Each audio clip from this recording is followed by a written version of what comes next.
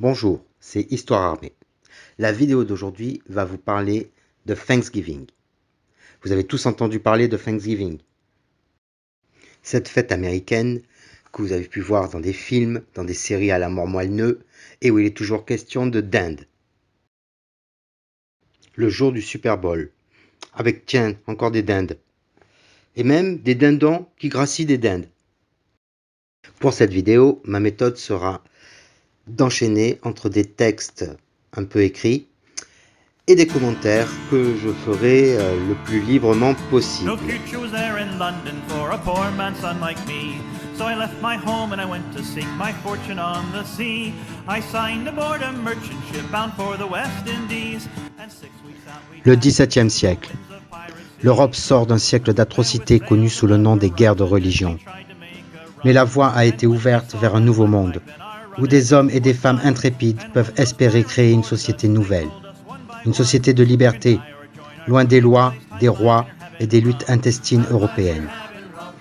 C'est dans cet espoir qu'en l'an de grâce 1620, un groupe hétérogène d'hommes et de femmes se sont embarqués à bord du Mayflower, un navire marchand désarmé, et ce malgré la défection de leur seule escorte, le Speedwell, victime d'une avarie. Aventuriers, marins et Pilgrim Father s'associèrent pour fuir les persécutions et chercher fortune à bord d'un frêle esquif au départ de Plymouth, en Angleterre. 120 hommes et femmes sur un navire de 90 pieds, soit 33 mètres, et seulement 180 tonneaux. Ils allièrent tout leur courage et leurs espoirs pour cette traversée vers ce nouveau monde qu'ils ne verraient pas tous.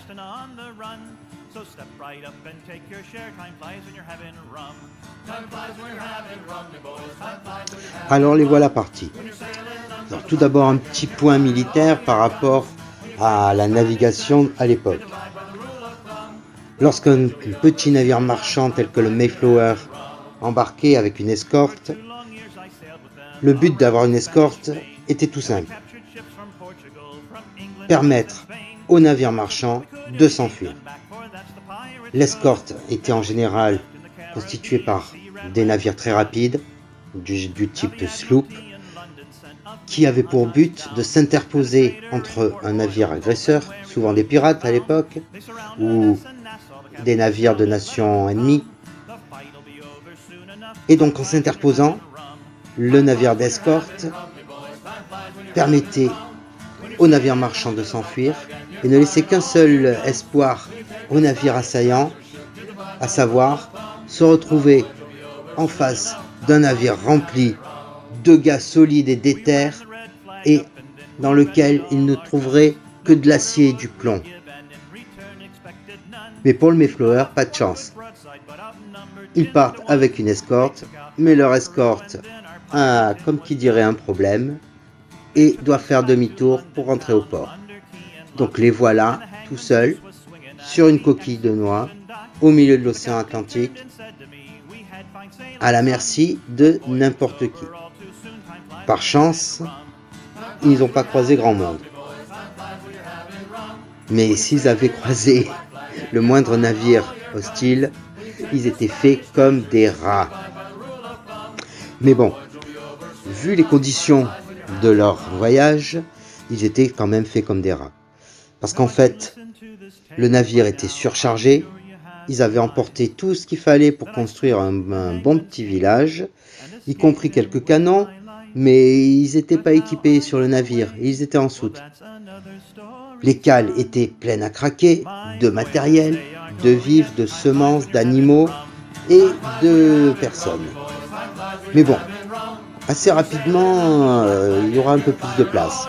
Parce qu'en fait, durant ce voyage, près de la moitié des gens sont retrouvés à la baille. La plupart morts par maladie, quelques-uns par accident, pendant les tempêtes multiples, diverses et variées qu'ils ont rencontrées pendant pratiquement tout le voyage. Il faut revenir sur la bande de fous qui est quand même montée sur le Mayflower. Elle était assez hétéroclite. Il y avait d'abord toutes sortes de Pilgrim Father, de pères pèlerins. En fait, c'était une belle bande de différentes sortes d'intégristes religieux. Enfin, c'est comme ça qu'on dirait aujourd'hui.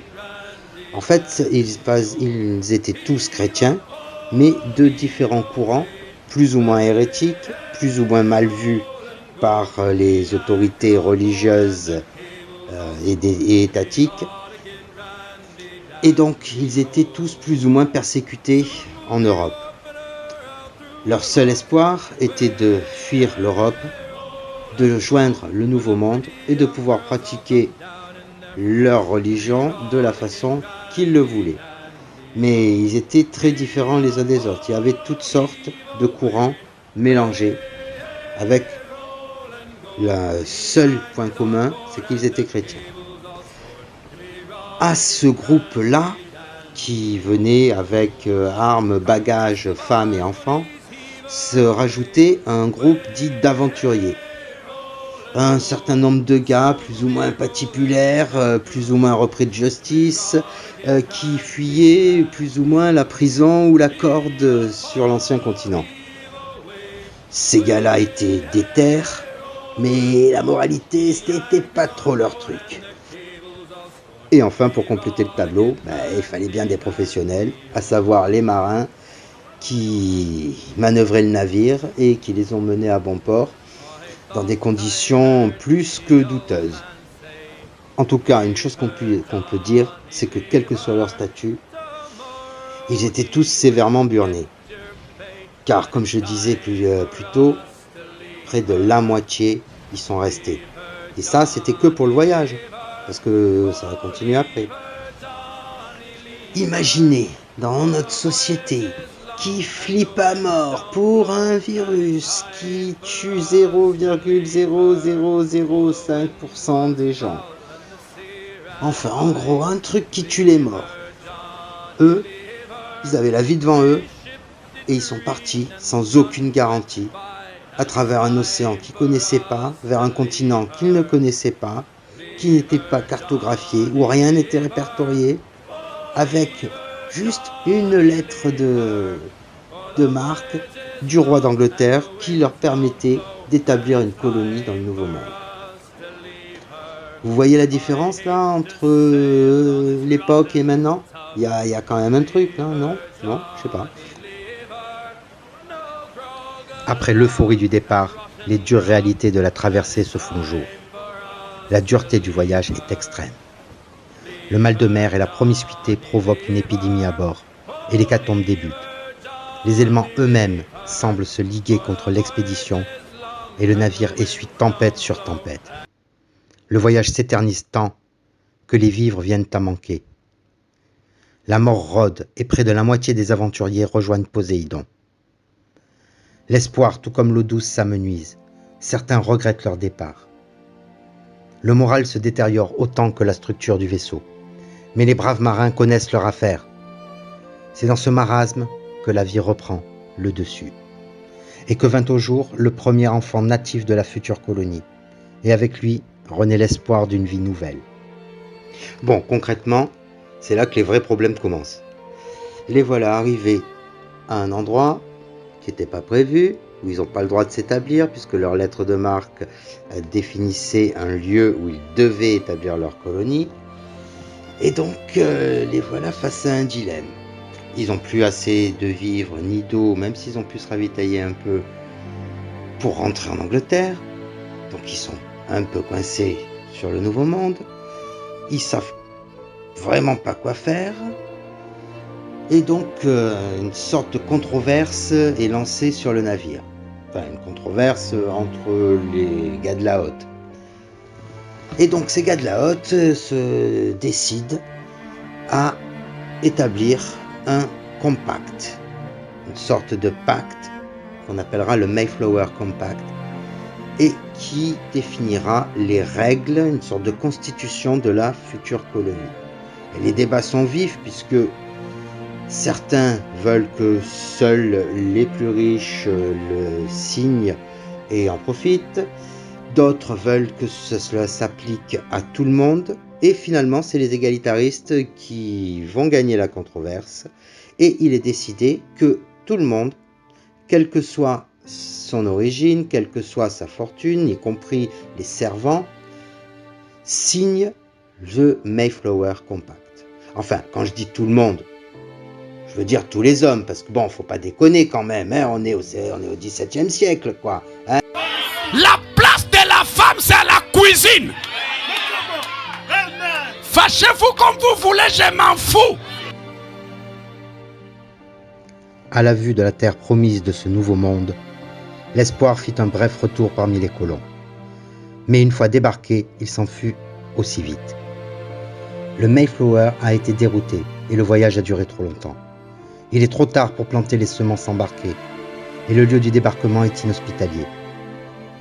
Une année d'épreuves nouvelles s'annonce pour les aventuriers. La faim sera leur compagne et la peur les envahit quand ils se rendent compte que leur nouvelle terre n'est pas inhabitée. L'hécatombe se poursuit et malgré tous leurs efforts, la vie dans la colonie de Plymouth est aussi dure qu'à bord du Mayflower. Après des premiers contacts difficiles, une alliance se noue entre les colons et les natifs proches. La technologie européenne, le fer et surtout les arquebuses impressionnent les Indiens, et ceux-ci enseignent aux habitants de Plymouth les techniques de survie dans le Nouveau Monde. Les nouveaux Américains apprennent une nouvelle agriculture et prêtent main forte contre les tribus hostiles. L'alliance devient durable et la vie s'améliore dans la colonie. Après une première année faite de rudesse, de faim et de rudes combats contre des natifs hostiles, et grâce au renfort et aux connaissances de leurs alliés indiens, la colonie de Plymouth est enfin viable. Les habitants commencent à vivre à peu près normalement, selon les standards du XVIIe siècle. Et c'est en ce jour d'action de grâce, le jour de Thanksgiving, qu'ils décidèrent d'organiser une fête et d'inviter leurs alliés, afin de les remercier pour tous leurs bienfaits et afin de sceller définitivement leur alliance. Pour ce faire, les Européens organisent un banquet et ils mettent tout leur savoir-faire afin de régaler leurs invités. Ce jour fut marqué d'une pierre blanche et il est considéré par les Américains comme la naissance de leur nation. Et c'est pourquoi, aujourd'hui encore, en souvenir de ce jour, ils se réunissent en famille et font grâce de tous les bienfaits que ce nouveau monde leur a apportés. Alors très concrètement, ils ont eu chaud pendant cette première année. C'était pas gagné d'avance. L'endroit où ils sont arrivés était le coin le plus pourri, rien n'y poussait, il y avait du sable partout, c'était battu par les vents, enfin le coin de merde. Leur seule chance, ça a été de se faire des potes dans le coin, des natifs qui connaissaient le terrain, qui savaient comment tout faire pousser, qui connaissaient les techniques de chasse qui fonctionnaient dans cette zone, qui connaissaient la géopolitique locale et qui ont pu leur expliquer, leur montrer et tisser des liens qui furent mutuellement profitables. Puisque la technologie européenne étant hyper avancée à l'époque par rapport à celle des natifs, les natifs les sont servis et grâce à cette alliance, ils ont pu maraver à peu près tous leurs ennemis, qui étaient à peu près tout autour. En échange, ils ont fourni les clés de la survie à ces Européens bizarres mais suréquipés qui venaient de débarquer chez eux. Concrètement, les Européens, bien que peu nombreux, étaient surarmés. Et ils auraient très bien pu éradiquer la tribu d'à côté, histoire de faire de peu de place. Et s'ils avaient fait ça, aïe aïe aïe aïe aïe, ils auraient mal fini. Un petit peu comme les gars de la colonie d'à côté. En fait, un peu plus loin, s'était établie une autre colonie, une colonie commerciale principalement composé d'hommes, qui sont installés là, qui ont voulu jouer les matamors, qui ont un peu foutu le bordel à droite à gauche et n'ont tissé aucun lien avec les natifs. Et ben, au final, ils se sont retrouvés à faire les buts pour les dits natifs. Parce qu'ils ne savaient pas comment survivre, ils avaient beau être suréquipés, ils avaient beau pouvoir marave tout le monde, ils ont fini par crever de faim et aller mendier chez les Indiens pour une petite épi de maïs. Il y a une morale à cette histoire. C'est que quel que soit votre équipement, même s'il est très supérieur, comme le sont ceux des forces étatiques, qui, bon, pour la plupart, même si dans les pubs HK, on voit des super soldats, ne savent pas vraiment bien s'en servir. Je disais donc, même si votre équipement est très très au-dessus, il y a quelque chose qui est incontournable, c'est la maîtrise du terrain. Celui qui maîtrise le terrain continuera à le maîtriser, et ce, quel que soit votre équipement. Alors, il vaut mieux s'en faire des potes. C'est quelque chose qui est à méditer. Alors, tous ceux qui sont suréquipés et qui se prennent pour des super guerriers de l'espace, hein, vous voyez à qui je pense? Se mettre à dos la population civile et locale n'est pas une bonne idée, même si on a un joli uniforme et qu'on nous a fourni des très jolis jouets pour grands garçons. À vous de voir, les gars. Voilà, c'était Histoire Armée. J'espère que cette vidéo vous a plu. Si oui, n'hésitez pas à laisser un pouce, un commentaire, et puis si ce n'est pas déjà fait, à vous abonner. À bientôt.